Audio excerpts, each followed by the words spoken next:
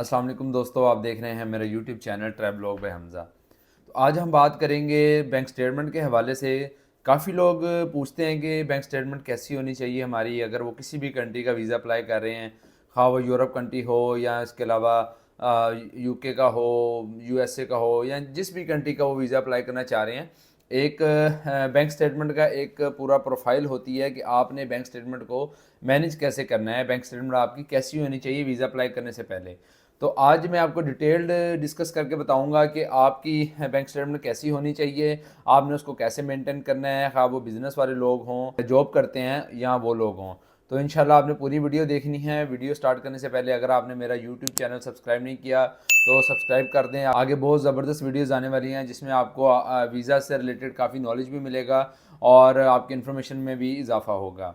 तो सबसे पहले मैं आपको बताता हूँ कि बैंक स्टेटमेंट जो है एक बहुत इंपॉर्टेंट रोल अदा करती है। जब भी आपने किसी कंट्री का वीज़ा अप्लाई करना है तो उसमें आपको बैंक स्टेटमेंट लाजमी चाहिए होती है। कुछ जो कंट्रीज़ हैं वो आपसे 4 मंथ्स की रिक्वायर करते हैं, कुछ 3 मंथ्स की और कुछ 6 मंथ्स की। तो आपकी स्टेटमेंट हो जितने मंथ्स की भी, लेकिन वो तरीकाकार एक ही होना चाहिए, मेंटेन एक तरीके से होनी चाहिए। अच्छा, आप सबसे पहले बात कर लेते हैं कि जो लोग जॉब होल्डर्स हैं उन्होंने अपनी स्टेटमेंट कैसे मेंटेन करनी है। सबसे पहले तो ये बात आपने याद रखनी है कि कोई भी बंदा है वो जॉब कर रहा है या बिजनेस कर रहा है, आपने जो बैंक स्टेटमेंट अटैच करनी है साथ, वो आपकी पर्सनल होनी चाहिए। स्पेशली ये बात उन लोगों के लिए जो लोग बिजनेस करते हैं।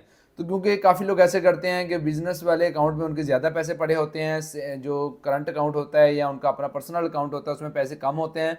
तो यहाँ तो वो पर्सनल अकाउंट की स्टेटमेंट साल लगाते ही नहीं है, या लगाएंगे तो उसमें पैसे कम पड़े होंगे।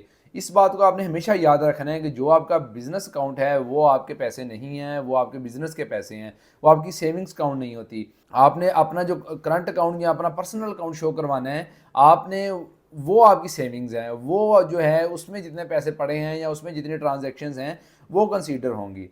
अब आपने उसको मेंटेन कैसे करना है। अगर तो आप कोई जॉब होल्डर हैं, आपकी सैलरी आपके अकाउंट में आनी चाहिए। अगर अकाउंट में नहीं आती तो आप जिस कंपनी में जॉब कर रहे हैं या जिस जगह पे भी आप जॉब कर रहे हैं उनको कहें कि मेरे अकाउंट में ट्रांसफ़र करें पैसे। उनके ऑफिशियल अकाउंट से आपके अकाउंट में पैसे आने चाहिए। हर मंथ की जो भी डेट होती है, यकम से लेके 5 6 7 तक, आपकी जितनी भी सैलरी है वो आपके अकाउंट में आनी चाहिए। और आप अपनी फैमिली के अकॉर्डिंगली उसका अपना एक्सपेंस रखेंगे। अगर आप सिंगल हैं तो आप उसके हिसाब से एक्सपेंस निकालेंगे, अगर आप मैरिड हैं तो आप उसके हिसाब से एक्सपेंस निकालेंगे। फॉर एग्जांपल अगर आपकी 1 लाख तनख्वाह है तो आप उसके हिसाब से अपनी जो है सैलरी उसको मैनेज करेंगे कि आपके पास सेविंग्स कितनी रहनी चाहिए और आपका खर्चा कितना होना चाहिए।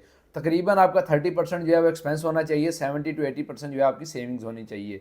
अच्छा, इसके अलावा एक और जो ज़रूरी चीज़ है वो ये है कि जब आपने बैंक स्टेटमेंट निकलवानी है, आपने फॉर एग्जांपल किसी कंट्री के लिए 3 मंथ 6 मंथ की स्टेटमेंट देनी है, उस डेट से पहले आपने उसमें कुछ पैसे जमा करवा देने हैं।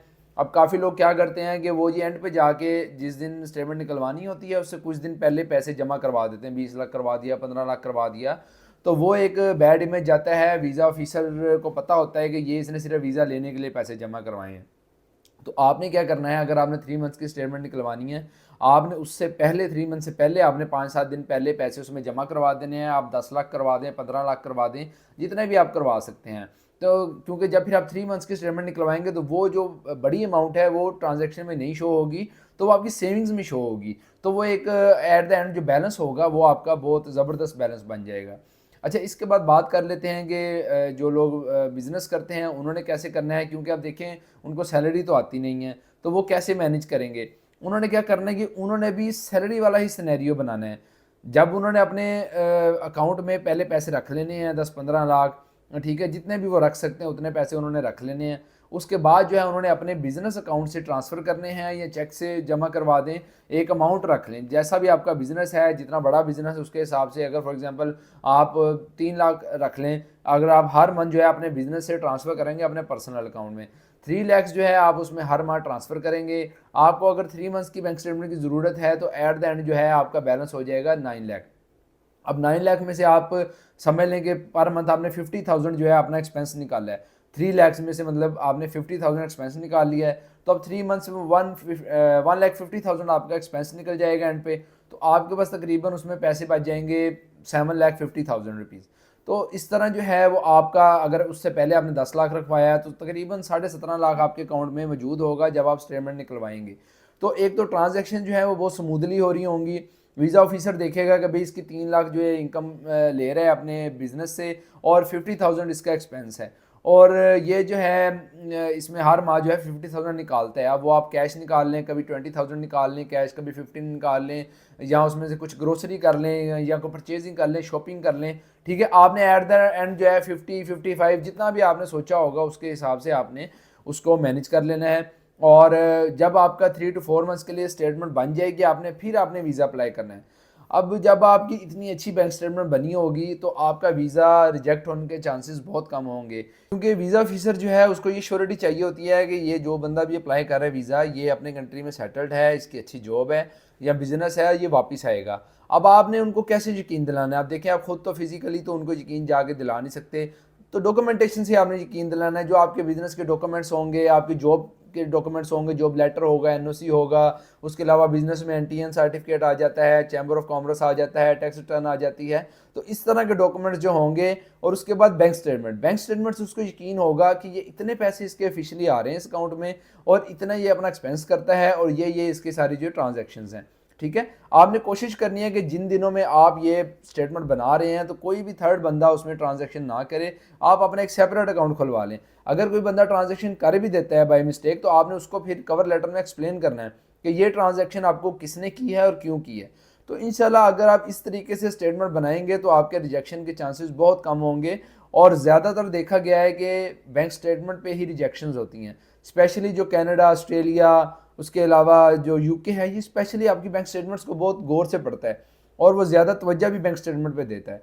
तो मैंने खुद अपनी काफ़ी क्लाइंट्स के, अपने दोस्तों के वीज़ाज़ लगवाए हैं सिर्फ इस तरह से। थोड़ा सा ये लॉन्ग प्रोसेस होता है जिसमें आपको 3 to 4 मंथ्स वेट करना पड़ता है, प्रॉपर एक स्टेटमेंट चलानी पड़ती है और पैसे भी आपको बाउंड करने पड़ते हैं, क्योंकि जो आप पहले पैसे जमा करवाएंगे वो आप निकलवा तो सकेंगे नहीं, ठीक है। जो आपका एक्सपेंस होगा वही निकलवा सकेंगे।